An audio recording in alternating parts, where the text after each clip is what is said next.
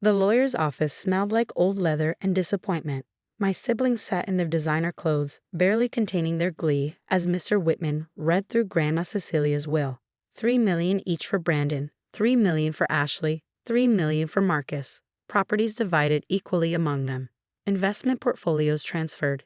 Even her jewelry collection, the one I'd helped her catalog every summer, split 3 ways. And to my granddaughter, Josephine Marie Caldwell. Mr. Whitman paused, adjusting his glasses.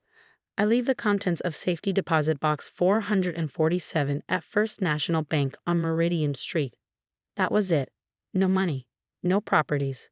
Just whatever was in a safety deposit box. Brandon snorted. Figures. Even dead, Grandma knew Joey was the family disappointment. Brandon, our mother chided weakly. But she was already eyeing the inheritance tax paperwork, calculating her children's newfound wealth. Ashley didn't bother hiding her smirk. Maybe it's some savings bonds. You know, enough to pay off those student loans from that art degree. Marcus, the eldest and cruelest, was already on his phone. Probably just her old photos and worthless mementos. Grandma always was sentimental about junk. Mr. Whitman slid a small envelope across the mahogany table. My name was written in Grandma's spidery handwriting. Inside, a single brass key, spotted with rust, attached to a leather tag that read only 447. That's it, Ashley laughed. Joey gets a rusty key to what? A box of costume jewelry. The worthless grandchild gets worthless junk, Marcus said, standing. Seems fitting. He pulled out his phone, showed me the photos he posted from Grandma's house that morning. My childhood artwork. Photos of me with Grandma. Letters I'd written her from college. All burning in the backyard fire pit.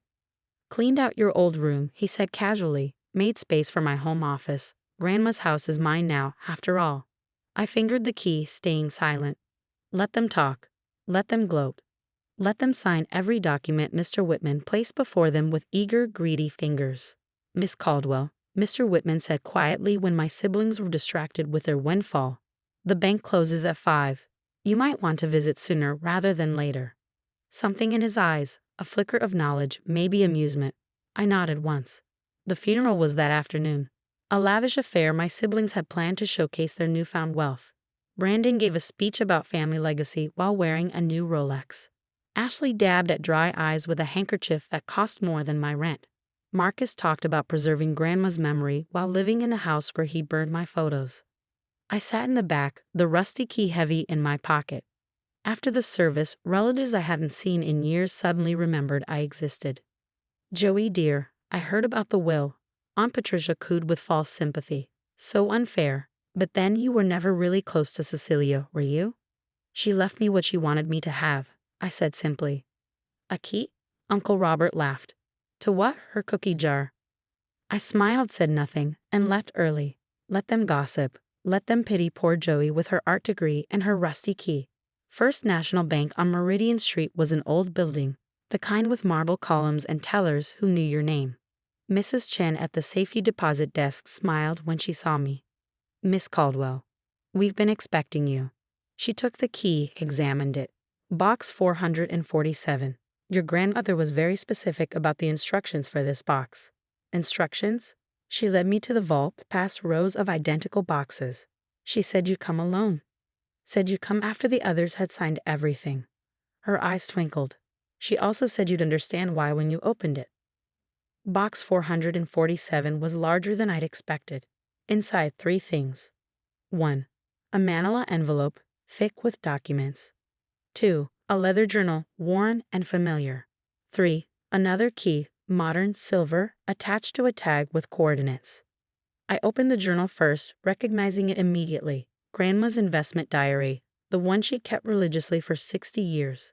The one my siblings claimed never existed when they ransacked her study looking for financial records.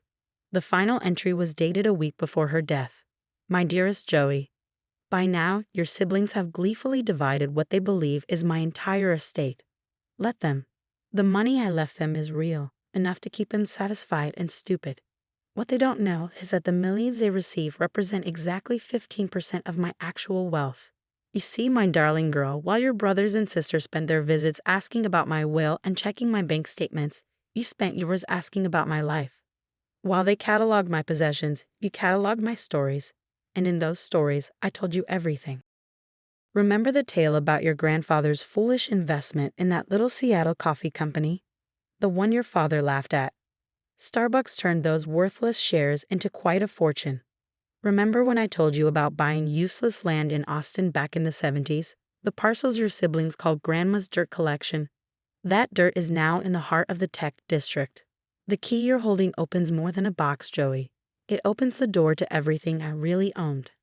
Everything I kept hidden from grasping hands and greedy hearts. The documents in this box will lead you to 47 commercial properties across 7 states. Investment portfolios worth approximately $280 million. Art collections in climate-controlled storage, yes, including the monet your brother said was fake. The vineyard in France your sister claimed I invented. The publishing rights to your grandfather's patents. And the crown jewel, the 1,800-acre ranch in Montana where I taught you to ride. All held in trust, all in companies they never knew existed, all waiting for the only grandchild who loved me for me, not my money. There's one condition, my dear. You must never share this wealth with your siblings. Not out of cruelty, but because they've already shown you who they are. Brandon burned your memories. Ashley mocked your dreams. Marcus destroyed what you loved. They chose their inheritance. Now choose yours. The silver key leads to the ranch. Your real inheritance isn't money, Joey, it's freedom. The freedom to create, to live, to be exactly who you are without apologizing to anyone. All my love, Grandma Cece. P.S. Mr. Whitman has been my lawyer for 40 years. He's the only one who knows the truth. Trust him. He has instructions to help you claim everything properly and quietly.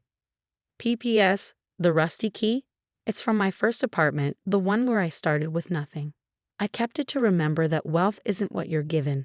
It's what you build. You, my dear, have been building all your life.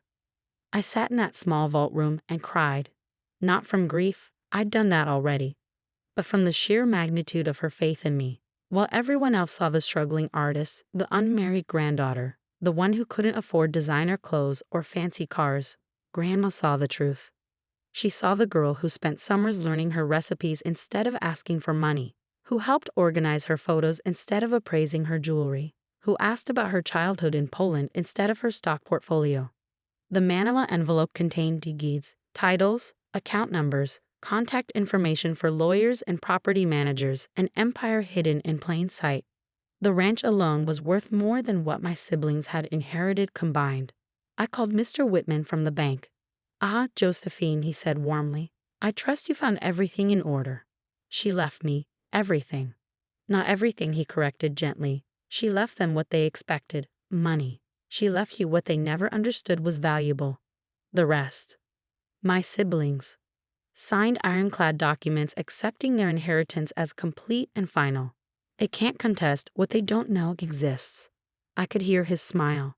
Your grandmother was a brilliant woman. She structured everything perfectly. Shall we meet tomorrow to begin the transfers? I hung up and looked at the silver key.